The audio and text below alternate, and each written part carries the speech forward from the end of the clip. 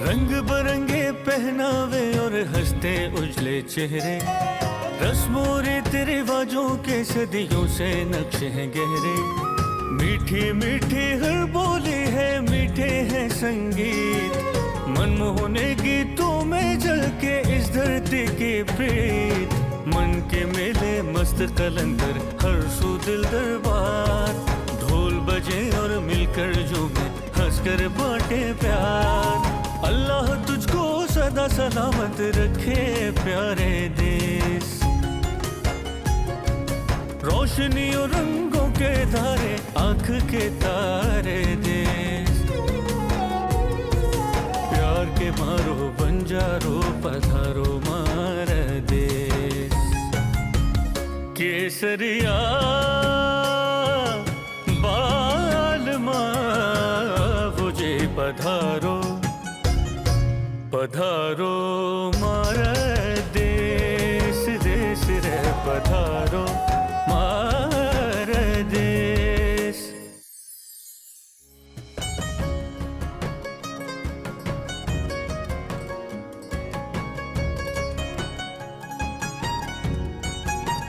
Welcome to the new episode of Padharo Mhare देश। क्या खूबसूरत नज़ारा है। दो अजीम दरिया आपस में मिल रहे हैं, दरिया सिंध और दरिया श्योक। जिस जगह मैं खड़ा हूँ इस समय दाहिने हाथ पे सफ़र की तरफ रवाना होने वाला हूँ। कहाँ जा रहा हूँ? खरमंग। खरमंग मस्कन है आबशारों का, खानकाहों का और अजीम कलों का। तो इंतज़ार किस चीज़ का? चलते हैं, लेके चलते हैं आपको खरमंग की जानिब।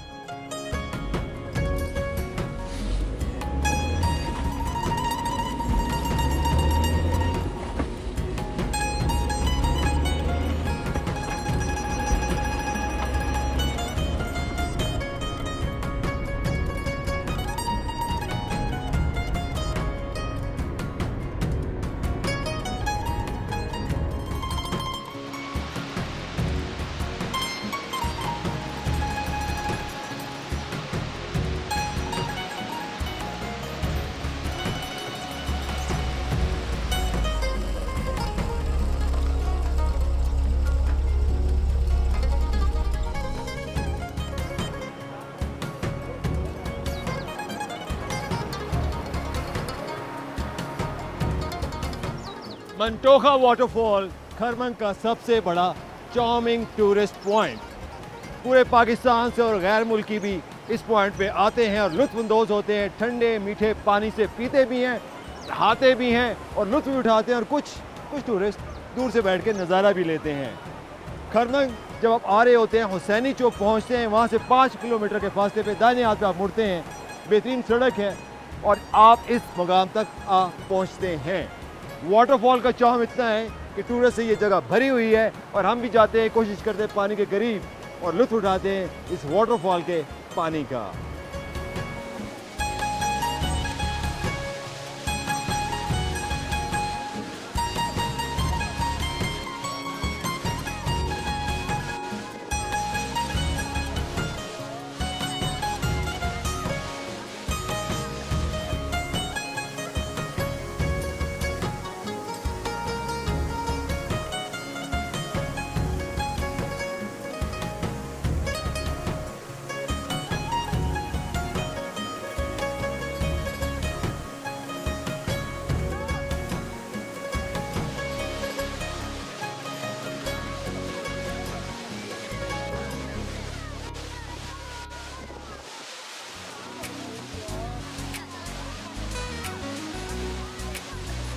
दूर ग्लेशियर से पानी चला आ रहा था।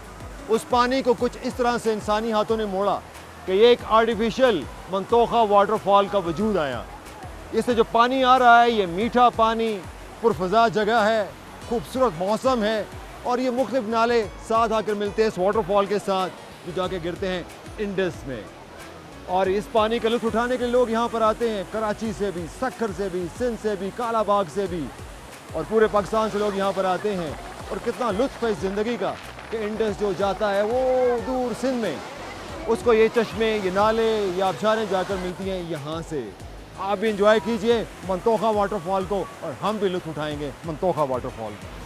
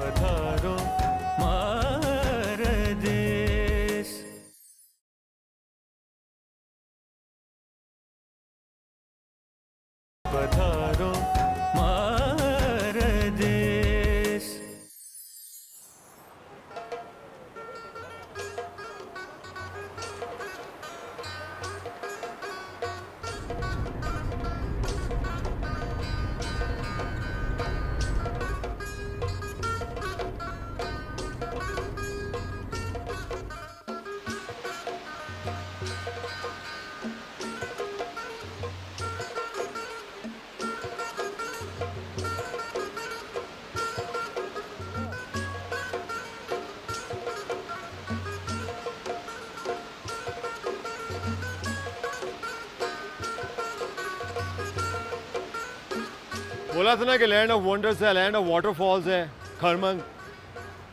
खामोश वाटरफॉल, नेचुरल वाटरफॉल, एक अमेजिंग रॉक स्ट्रक्चर है, उसके दरमियान से ये आ रही है।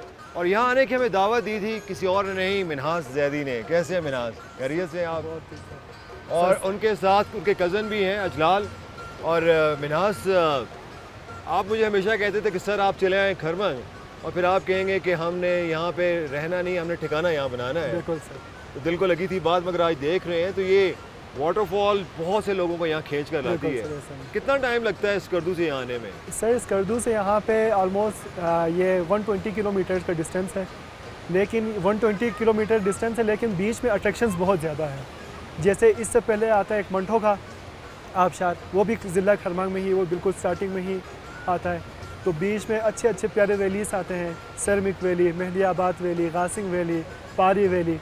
तो आप बिल्कुल बोर नहीं होते, और रोड बिल्कुल ठीक है, तो आप बिल्कुल आराम से आ जाए तो 2.5 घंटे में स्कर्दू मेन सिटी से आप होमश इस जगह तक पहुंच सकते हैं। अच्छा, होमश वाटरफॉल, क्योंकि नॉर्मली हम जितना भी आम तौर पे इसका जिक्र हाँ, करते हैं, ये असल में होता है ऐसे, हमारे जो पंजाब से या जब इंटरनेशनल टूरिस्ट या लोकल टूरिस्ट जब आ रहे होते हैं तो होमश को थोड़ा खामोश पड़ते हैं, लेकिन खामोश तो है नहीं, आप इसकी आवाज़ सुन सकते हैं, चीखती चंगाड़ती आवाज़। तो इसका नाम होमश वाटरफॉल है। तो ये गिलगित बल्तिस्तान का सबसे लॉन्गेस्ट आबशार इसको माना जाता है, और आप इसके करीब हम जा नहीं सकते क्योंकि ऊपर से इतना प्रेशर से आया होता है, पूरा इन्वायरमेंट इतना मिस्टी हुआ होता है कि आपको 2 मिनट में पूरा भिगा देगा। अगर मैं विंटर में आऊँ तो क्या स्नोफॉल, रोड बंद तो नहीं हो जाते? नहीं सर, रोड तो ओपन ही होता है ये, क्योंकि बहुत इंपॉर्टेंट रोड है, ये LOC को जाता है, तो ये हमेशा ओपन ही रहेगा। और बिल्कुल साफ, आप जैसे आप सफ़र करके आए हैं तो बिल्कुल साफ रोड है, कोई इसमें इशू वाली बात नहीं है, कोई हार्ड एरिया नहीं है। तो कितने फुट तक बर्फ़ पड़ती है, कितने फीट? सर यहाँ पे जब आप जनवरी में ज़्यादा पड़ी होती है, 2-2.5 फुट तक यहाँ पे इस जगह पे पड़ी है। जी सर। टेम्परेचर इतना माइनस चला जाता है कि टेम्परेचर यहाँ पे सर गिलगित बल्तिस्तान में मेरे ख्याल में सबसे ज़्यादा जो गिरता है टेम्परेचर यहाँ पे होता है, -35 -40 तक चला जाता है सर। अच्छा, यहाँ पर दरिया सिंध बड़ा इसका फैलाव भी है, बड़ा कूल भी है। ये पानी जो दरिया सिंध में आ रहा है कि ये आप कह रहे हैं कारगिल की तरफ से आ रहा है? कारगिल की तरफ से वो जो रूट शुरू होता है जी सर, दरिया सिंध, यहाँ से फिर बिल्कुल सर। ये जो हम दरियाए सिंध बोलते हैं, जो पाकिस्तान का सबसे बड़ा दरिया है, उसकी इनिशिएशन पाकिस्तान में खरमंग से होती है। ये बताइए ना जी सर, इनिशिएट खरमंग से हो के ये आगे फिर चला जाता है, यानी कि दरिया सिंध पाकिस्तान में दाखिल होता है। First point is Kharmang. जी, ये आपने मुझे एक बड़ी इंटरेस्टिंग बात बताई कि जो पहला पॉइंट है खरमंग है, जहाँ से दरिया सिंध दाखिल होता है पाकिस्तान में।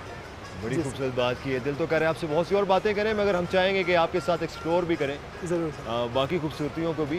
तो फिर निकलते हैं, फिर आगे एक्सप्लोर करते हैं। क्या खैर है जलाल भाई?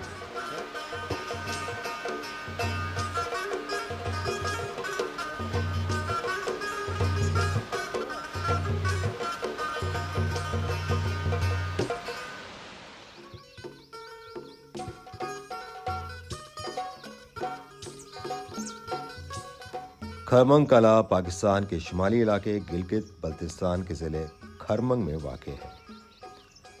ये तारीख़ी कला सतह समंदर से तकरीबन 9000 फुट की बुलंदी पर मौजूद है और सदियों पुरानी तारीख का हामिल है। खरमंग कला को यहाँ के मुकामी हुक्मरानों ने दफ़ाई मकासद के लिए तामीर किया था। इस किले का मकसद दुश्मनों की यलगार से बचाव और इलाके पर हुक्मरानी को मजबूत करना था। किले के इर्द गिर्द दुश्वार गुजार पहाड़ों और कुदरती दफाई हसार की मौजूदगी इसे एक मजबूत फौजी कला बनाती थी। एक तहकीक ये भी है कि खरमंग कला बुद्ध मत के दौर से ताल्लुक़ रखता है, जब गिलगित बल्तिस्तान में बुद्ध मत का गलबा था। वक्त के साथ साथ मुख्तलिफ हुक्मरानों ने इस किले पर कब्ज़ा किया, जिनमें बल्ती हुक्मरान और बाद में डोगरा सल्तनत भी शामिल थी। खरमंग कला न सिर्फ अपने दफाई अहमियत के लिए जाना जाता है, बल्कि ये इलाकाई सकाफत और तारीख़ का एक अहम जुज़ भी है। अब जब तारीख़ के हवाले से हम बात करते हैं तो ज़्यादा तफसीलात दस्तियाब नहीं हैं। ये ज़रूर बताया जा सकता है यह कला सदियों पुराना है और इसने तारीख़ के मुख्तलिफ अदवार देखे हैं। ये भी एक राय है कि किले की तामीर का मुमकिना दौर वस्ती सदियों का हो सकता है, जब बल्ती हुक्मरानों ने अपने इक़्तिदार को मुस्तहकम करने और दफ़ाई हिकमत अमली के तहत इस जैसे काले तामीर किए थे।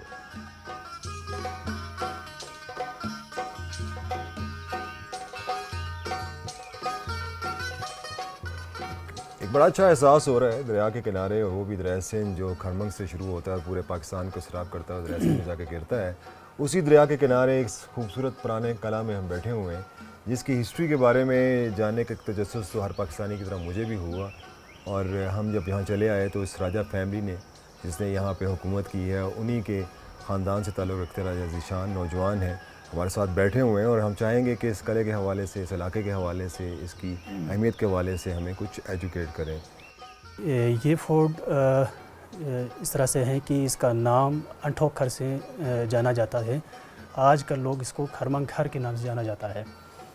और बेसिकली इस खड़ के फोर्ट के 3 पोर्शन हैं, 3 मंजिला ये फोर्ट है। और सबसे पहला वाला फर्स्ट पोर्शन जो कि मुश्तमिल है अस्तबल वगैरह, जो पहले दौर के हमारे यहाँ पे ट्रेडिशन गाड़ी या कोई कार मोटरसाइकिल वगैरह इस तरह की चीज़ें नहीं होती थी, तो यहाँ पे ज़्यादातर सवारी के लिए घोड़े और इस तरह की चीज़ें इस्तेमाल किया करते थे। इसलिए कि जो फर्स्ट पोर्शन है वो अस्तबल और इस तरह की चीज़ें हम बनाई गई हैं।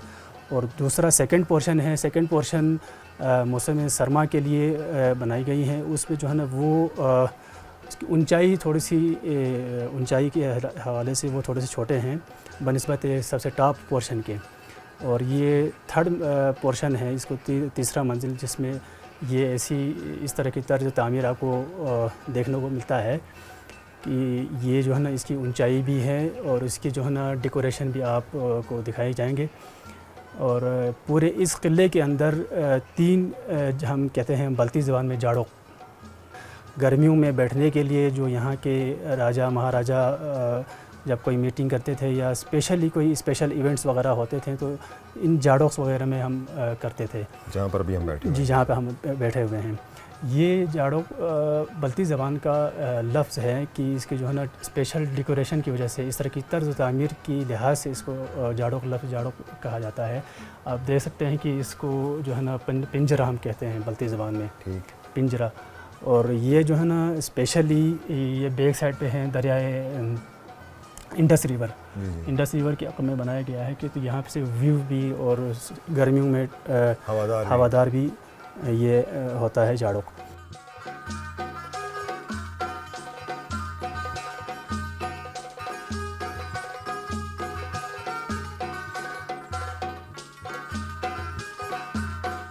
पधारो मार देश,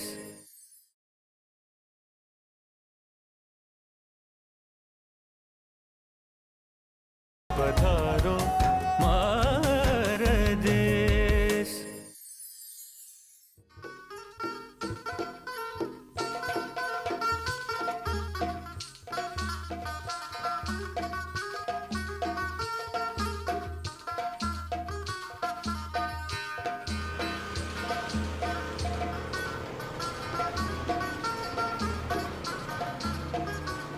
अस्सलाम वालेकुम। वालेकुम सलाम सर, क्या हाल है? ठीक ठाक, अल्हम्दुलिल्लाह। शुक्र है सर।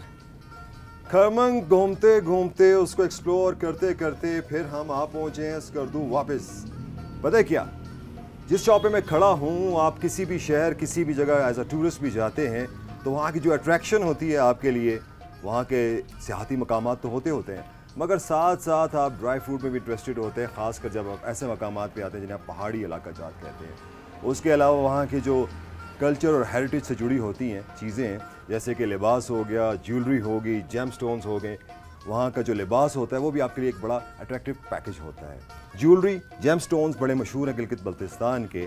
तो यहाँ की कौन कौन सी ऐसे आइटम्स हैं जो लोकल स्कर्दू से रिलेटेड हैं या बल्तिस्तान पूरे इलाके से रिलेटेड है? जी सर, बिल्कुल। इधर तो सर सबसे ज़्यादा मतलब निकलते हैं सर, फिरोज़े ज़्यादा निकलते हैं सर शिकर से। अच्छा, जहरी मुरे है, इसके प्याले वगैरह बनाते हैं सर। अच्छा, स्कर्दू में मतलब तकरीबन ज़्यादातर स्टोन का मामला ज़्यादा है सर, ज़्यादा निकलते हैं इधर। अभी ये देख लीजिए सर, ये सारे ओरिजिनल स्टोन के बने हैं सर, फिरोज़े के। अच्छा जी सर, ये सारा फिरोज़ा है? ये सारा फिरोज़ा है सर। और इसमें जो नग लगा हुआ है छोटे छोटे, ये छोटे से जो लाल नज़र आते हैं सर, ये मरजान है सर। ये मरजान जी है। सर। और ये फिरोज़ा यहाँ का अपना फिरोज़ा यहाँ का अपना शिगर से जो आप शिगर बता से, रहे जी सर। हैं। मरजान कहाँ से लाते हैं? मरजान भी शिगर से सर। हरामोश वगैरह गिलगित के और स्कर्दू के बीच में है सर, हरामोश नाम। जी आपने जी सुना है भाई? जी जी, हरामोश। उधर आपको स्टोन वगैरह मिलेंगे। अच्छा ये अच्छा सारे अच्छा। उधर से। और ये बनी भी ज्वेलरी यहीं पे है? जी जी, ये लोकल है सर। ये इसकी क्या कीमत होगी? ये है तो 4500 रुपये का सर। अच्छा जी सर, 4500 का ये 4500 का सर। मेरे लिए कितने का होगा? आप थोड़ी कम कर लेंगे, कोई मसला नहीं है सर। मुझे कुछ ऐसी चीज़ दिखाएं, जब ये आपने मुझे फिरोज़े से दिखाया जिसमें चांदी के साथ आपने पत्थरों का इस्तेमाल किया हो। ये फिरोज़ा है सर, इसमें भी। अच्छा, इसमें जी फिरोज़ा जी, है फिरोज़ा है सर। और इसे गले में पहनते हैं? गले में, जी सर, गले के। कोई ख़ास मौका होता है पहनते हैं या आप ये किसी सर भी? ज़्यादातर शादियों में पहनते सर ये हम। अच्छा ये पूरा मतलब हाथ का बना है, ये मशीनी है सर। अच्छा, ये हाथ जी, का जी, बना ये हुआ पूरा है। हाथ का है सर। अच्छा, इसकी क्या कीमत होगी? ये 1500 रुपये का है सर। अच्छा अच्छा अच्छा। तो इसमें जो आप कपड़ा इस्तेमाल करते हैं, जो धागा इस्तेमाल करते हैं, जी सर। ये धागा इस्तेमाल करते हैं और कहाँ से लाते हैं ये धागा? ये भी लोकल? लोकल है सर जी, ये भी लोकल है। अच्छा, तो ये जो टोपी है इसकी क्या मालियत है?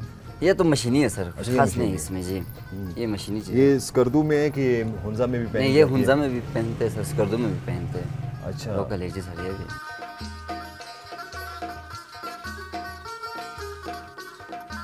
अच्छा, ये जो है कुर्ता यहीं का बना हुआ है? जी सर, ये लोकल है यहाँ का। अच्छा, यहाँ की खवातीन बनाती हैं कि खवातीन मर्द? जी, जी सर, ये घरों में बनते हैं। अच्छा, ये घरों में ज़्यादातर, बनते जी हैं। सर। अच्छा, ये कपड़ा कटन है सर, ओरिजिनल कटन। इसके ऊपर जो ब्लॉक प्रिंट हुआ है सर, ये भी हाथ का ब्लॉक प्रिंट हुआ है। अच्छा, कढ़ाई भी हाथ की है सर इसकी। ये अच्छा काम हुआ हुआ जी है। सर, ये खासकर जो पीस है ना बीच यहाँ का ट्रेडिशनल है सर। में, ये पीस बहुत ही प्यारा है।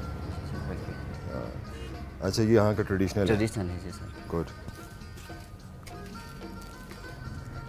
इसमें आपको साइज भी मिलेगा सर। अच्छा, जी, हर इसमें सिर्फ काम कम हुआ है ना, इसलिए मतलब ये थोड़ा ये डिस्काउंट। काम हुआ है कि पट्टी लगी हुई है? नहीं नहीं, काम हुआ है सर। सिर्फ इसके गले का काम हुआ है, बाकी मतलब नीचे कढ़ाई नहीं हुई है। तो हर साइज़ की कीमत में फ़र्क होता है? फ़र्क होता है सर। अब उस साइज़ में मुझे ये चाहिए हो तो? इसी साइज में, हाँ, इसी साइज में भी आपको मिलेगा सर। क्या कीमत होगी? इसी साइज में आपको मिलेगा सर 2500 रुपये का। 2500 जी का? सर। मुझे तो बड़ा अच्छा लगा है। यकीनी तौर पे यहाँ से मैं कुछ तोहफे तहफ़ लेके जाऊँगा। अच्छा, जी सर, ये भी बड़ा खूबसूरत है। ये भी जी सर। ये हाँ, इसकी क्या कीमत है? ये 3000 रुपये का है सर। अरे 3000 का, इतना प्यारा। बात सुनो, जी सर। सारे मुझसे कहेंगे कि सिर्फ ख़वातीन के लिए चीज़ें हैं क्या? जैसे अब सर्दियाँ आ जाती हैं, सर्द ठंडा इलाका है, तो यहाँ की जो चादरें हैं जो मर्द ओढ़ते हैं, सुना है कि वो बड़ी अच्छी हैं, बड़ी अच्छी कीमत में मिल जाती हैं। कोई दिखाओ, मुझे भी दिखाओ कोई चीज़, मेरे लिए भी। ठीक है सर, दिखाएंगे। अभी ये देख ले सर, अच्छा, ये है याकूल का सर। याकवूल? याकूल यहाँ की गिलगित-बल्तिस्तान का मशहूर मतलब पे जानवर है ना, याकूल। जी जी, जी याक को कौन नहीं ये जानता स्कूल है। की बनती है सर ये। बहुत ही जी सर। लाइट वेट है। इसकी ये क्या कीमत ये है? 3 दिन आप यूज़ करेंगे ना सर, इतना नरम होता है सर ये।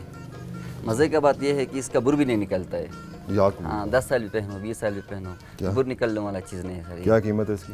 ये 6000 रुपये का है सर। 6000 जी का? जी, मेरे लिए?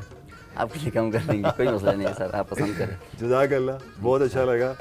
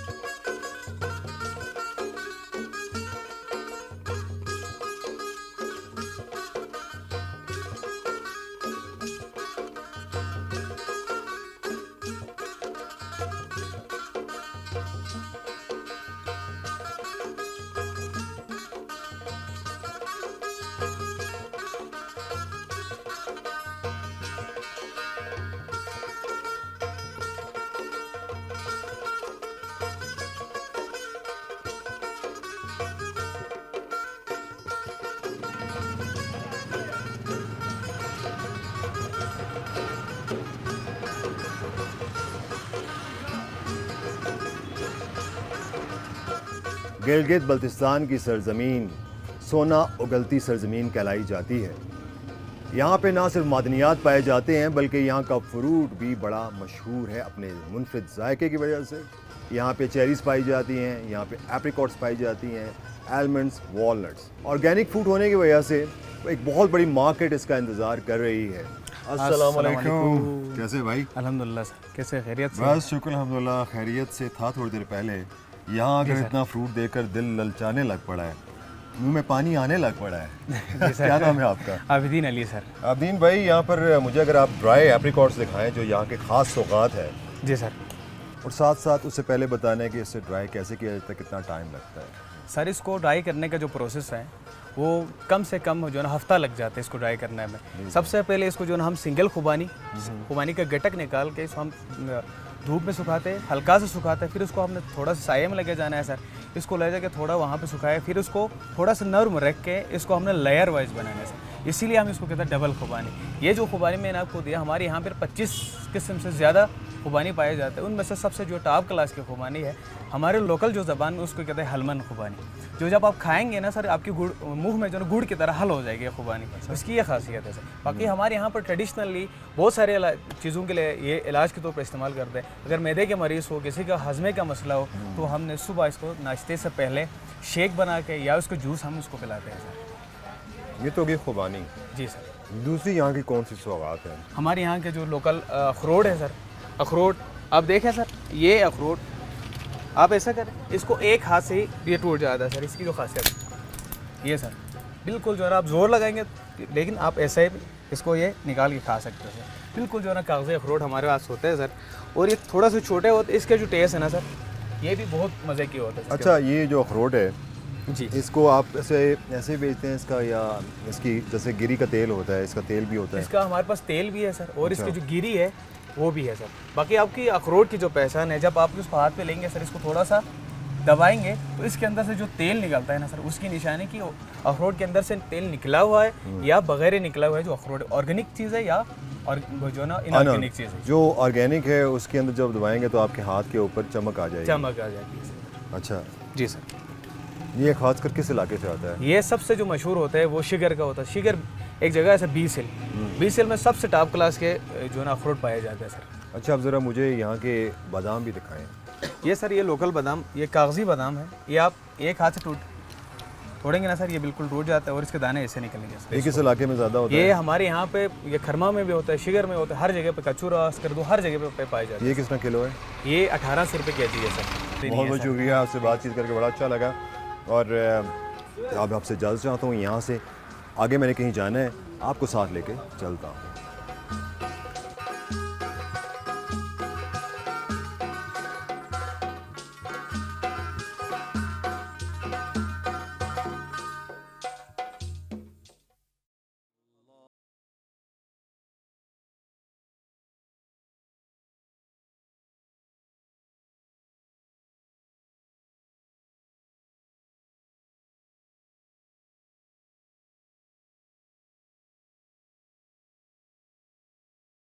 अली आगा हुसैनी ने इसकी तामीर का आगाज़ किया था।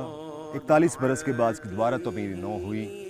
इस मस्जिद को बड़ा खूबसूरत तरीके से बनाने का जो ख़याल था और उसको तकमील तक पहुँचाने में शेख मोहम्मद हसन जाफरी साहब का किरदार लाजवाल है। आपने जितने भी हुनरमंद थे उनको लाहौर से बुलवाया। खूबसूरत टाइल वर्क है जिसमें आप देख सकते हैं कि नीले रंग की मुख्तलिफ शेड्स नुमायाँ हैं। हल्का नीला, आसमानी नीला, गहरा नीला भी आपको नज़र आ रहा है। बहुत खूबसूरत खताती है टाइल्स के ऊपर, और जो बीच में पैच वर्क हुआ है उसके ऊपर आप पीले रंग से भी देख रहे हैं काम हुआ है। फूल बने हुए हैं दरवाज़ों पे, जो हाथ से काम हुआ है बड़ा बारीक काम है। जब इस मस्जिद को मरकज़ी जामा मस्जिद की हैसियत हासिल है तो बैक वक्त मस्जिद की बिल्डिंग के अंदर 10,000 नमाजी